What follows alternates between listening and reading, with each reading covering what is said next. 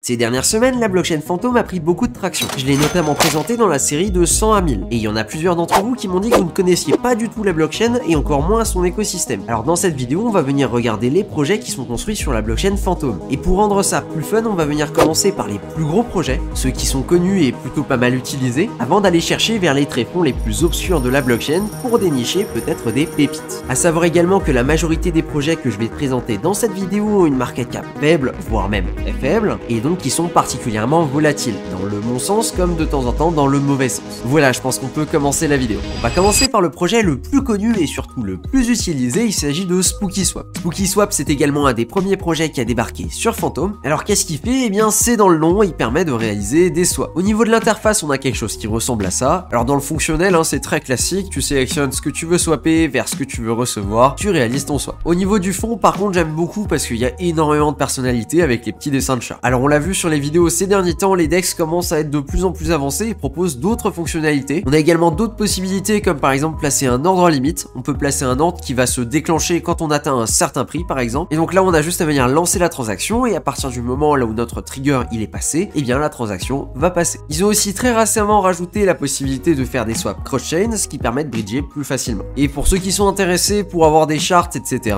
il y a le mode expert qui fonctionne également plutôt bien. Voilà donc l'interface, ça nous affiche effectivement donc la charte qu'on peut aller choper chez TradingView. Il y a aussi un autre petit truc très sympathique, c'est la petite icône qui vient caractériser les positions. Par exemple ici on peut voir que c'était une grosse position, donc elle est considérée comme dauphin. Les plus petites positions sont considérées comme ici des goldfish. Voilà, c'est plus marrant que fonctionnel. Le projet a son propre jeton et ce jeton là il est utilisé pour pouvoir venir récupérer une partie des frais qui passent par l'échange. Pour ça on a la possibilité de venir stacker du bout et on va venir recevoir ce qu'on appelle du XBOO. Le jeton XBOO il est stacké et c'est lui qui va venir récupérer directement les intérêts. À l'heure actuelle, si tu viens stacker du bout, tu as environ 16% d'intérêt. Ces intérêts-là, ils vont varier en fonction du volume de transactions qui passe par SpookySwap. Et ensuite, ton XBOO, tu peux venir le stacker dans une des poules partenaires de SpookySwap. Ici, par exemple, dans la poule LQDR, et là, au total, ça va te faire 22%. Donc les 16,17 qui viennent du XBOO APR, plus un petit peu de LQDR qui est distribué de cette façon-là. Autre chose, et c'est là que ça peut être intéressant, c'est que si tu possèdes un NFT Magicat, tu peux également avoir un boost là-dessus. Ici, on est donc sur PaintSwap, qui est la marketplace NFT principale sur Phantom, et en descendant on peut voir les Magicat, du coup les NFT de chez SpookySwap. À l'heure actuelle au niveau du floor il y en a un à 645 FTM, ce qui doit correspondre à 330-340 $. Pendant qu'on y est on va donc pouvoir parler de PaintSwap. PaintSwap c'est un petit peu l'OpenSea de la blockchain Phantom. Du coup c'est une marketplace sur laquelle tu vas pouvoir venir acheter les NFT qui sont sur la blockchain Phantom. Le fonctionnement est très similaire à ce qu'on peut avoir sur OpenSea. On va donc ici avoir les meilleures collections qui ont fait le plus de volume sur les derniers jours, et on peut également aller sur une page dans laquelle on va avoir la liste complète des collections en allant directement ici sur collection. Et on peut voir assez facilement dans le top des collections qu'on va avoir VE Equal. C'est une version liquide des Equal qui peuvent être bloqués. On verra ça un petit peu plus tard quand on parlera d'Equalizer. On a également Magicat,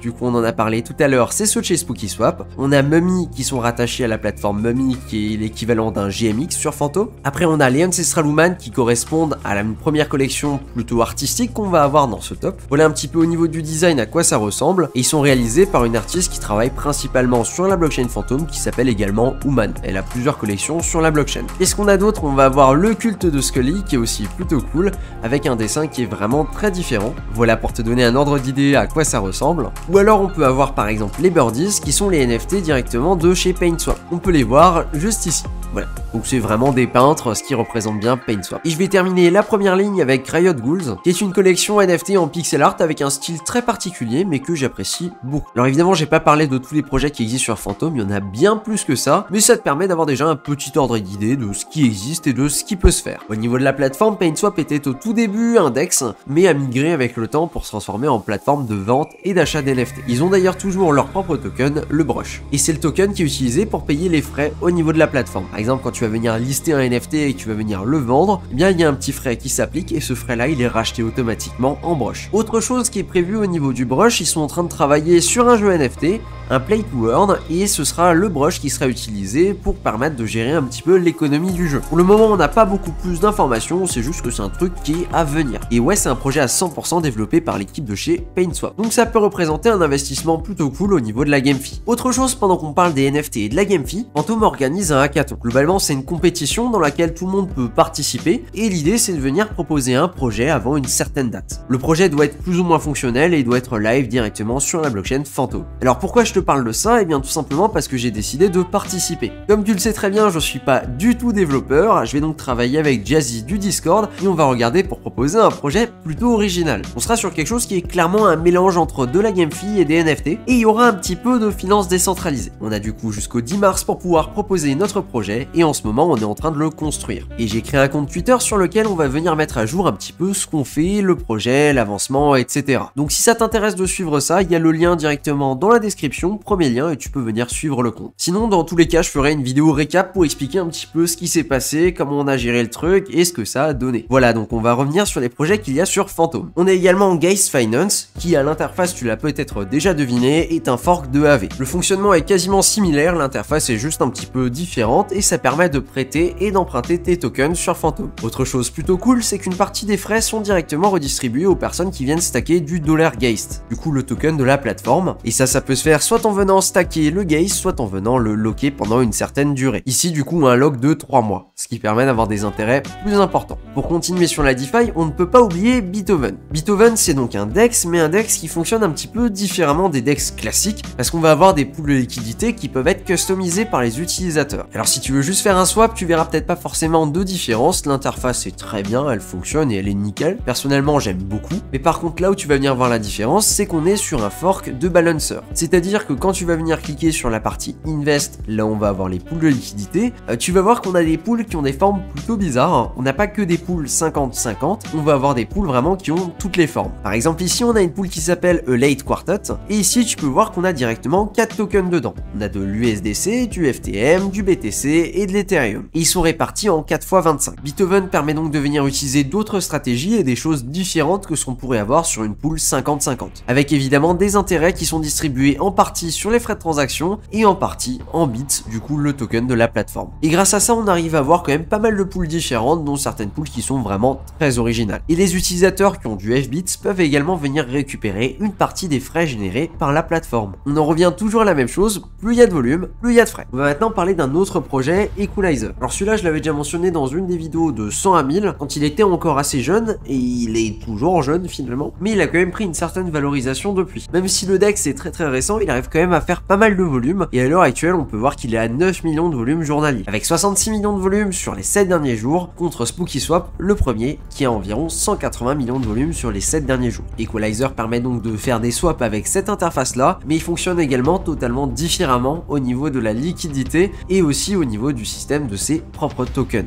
Equalizer c'est un fork de Solidly et donc il va fonctionner avec un système de vote. Au niveau de la liquidité, on a d'abord deux choses à prendre en compte, c'est que la liquidité peut avoir deux types, soit elle est volatile, on est donc sur des pools plus ou moins classiques, comme on a pu les voir jusqu'à présent, ou on a également une possibilité d'avoir des pools qui sont stables, c'est-à-dire qu'on a un algorithme spécialisé et des frais spécialisés qui vont s'appliquer quand on veut passer d'une crypto-monnaie stable à une autre. En général, ça va coûter beaucoup moins cher. La particularité, du coup, elle va venir au niveau des votes qui peuvent être réalisés. Si tu possèdes des jetons Equal et que tu viens les bloquer pour obtenir des VE Equal, eh bien tu vas pouvoir venir voter pour l'émission des jetons Equal. C'est-à-dire qu'en fonction de ton vote, les pools de liquidité seront plus ou moins incentivés. On peut également venir parler de Mummy Finance, qui est un fork de GMX et qui fonctionne exactement comme celui. Tout simplement lancer l'application et ici on peut voir en direct ce qui se passe au niveau des tokens sur Phantom. Ça permet donc de venir faire du trading avec des effets leviers, ici des effets leviers jusqu'à x30. Le projet possède son propre token, le Mummy, et on peut venir le stacker pour générer des intérêts. Ici on a environ 10% d'intérêts qui sont payés en FTM et qui sont générés par les frais de la plateforme, et on a également du escrow de Mummy qui ne peut pas être utilisé pour le moment mais qui sera disponible plus tard sur ton wallet. Au niveau du fonctionnement, il n'y a pas vraiment de secret, hein. Si tu as déjà utilisé quelque chose qui ressemble à ça, et ben tu sais exactement comment t'en servir. On a également SpiritSwap. Alors ça c'est un projet plus ancien qui était énormément utilisé à l'époque, c'est-à-dire il y a plus d'un an, et à l'heure actuelle il tombe un petit peu en désuétude. Alors il y a toujours des développeurs qui travaillent dessus, ils sont en train de regarder pour le déployer sur différentes blockchains, mais malheureusement c'est quelque chose qui a pas réussi à attirer assez d'utilisateurs avec le temps. Pourtant depuis leur version 2.0, du coup la version que tu peux voir là directement à l'écran, ben je trouve que c'est quand même un projet qui a une interface qui est complètement folle, qui fonctionne exactement comme il est décrit et comme il est censé fonctionner. Malheureusement il y a beaucoup d'utilisateurs quand ils ont débarqué sur Phantom, ils ont cherché les nouveautés, les nouveaux trucs qui sont sortis. Je pense par exemple à Equalizer ou encore à Mummy qui sont sortis très récemment, et ils ont plutôt focus sur ces nouveautés-là et sur les choses qui étaient déjà bien établies plutôt que de regarder ce qui se faisait déjà au niveau de la blockchain. Pour SpiritSwap, le système de swap fonctionne exactement comme un swap classique et il a pour spécificité que les utilisateurs peuvent venir acheter du Spirit ou alors en obtenir en faisant du farming et les utilisateurs peuvent donc décider de le bloquer pour obtenir du InSpirit. Le InSpirit peut être utilisé pour voter et ça permet aux utilisateurs de choisir les incentives. Alors c'est pas exactement un fork de Solidly mais le système est très proche de ce qu'on peut voir sur un Equalizer par exemple. Personnellement j'aime beaucoup l'interface, je trouve ce qu'ils ont fait vraiment très cool et je suis un petit peu déçu que la communauté l'a oublié pour passer à des choses plus brillantes, plus nouvelles qui sont sur le devant de la scène en ce moment. Sur la blockchain Phantom, il y a un auto-compounder natif qui s'appelle Reaper Finance. Ça fait exactement ce que c'est censé faire, ça permet de venir faire du compounding sur les intérêts que tu vas venir générer avec tes pools de liquidité. Entre autres, c'est une façon de venir optimiser les intérêts qui sont générés via tes paires de liquidité. Tout simplement car l'argent que tu vas venir investir, eh bien il est réutilisé pour être réinvesti et ce en boucle. Cependant, ça se fait au prix d'un risque supplémentaire et d'un frais qui est utilisé pour pouvoir financer la plateforme. Alors la plateforme n'a pas directement de token, par contre les développeurs qui sont derrière ce projet-là, il s'agit d'une équipe, ce sont les Byte Masons, et bien cette équipe-là, elle a son propre token, c'est le OAS. Et c'est ce token-là qui représente ce projet et d'autres comme par exemple le Granary Finance. D'ailleurs, si tu veux voir leurs projets, ils sont directement disponibles ici avec Reaper et Granary. Et oui, c'est bien le Granary sur lequel on avait fait les quêtes sur Optimism. On va maintenant regarder Tarot ou Tarot, je sais jamais trop comment le prononcer. C'est une plateforme plutôt particulière qui permet d'utiliser des effets leviers directement sur tes Liquidity Provider Token. C'est-à-dire que tu peux l'utiliser pour améliorer tes intérêts sur n'importe quel pool de liquidité compatible. Alors évidemment, c'est pas magique non plus, mais ça peut être très intéressant pour multiplier les intérêts que tu vas générer avec tes LP. Cependant, comme surtout, à partir du moment là où tu fais un emprunt, évidemment, il y a des conditions dans lesquelles tu peux te faire liquider,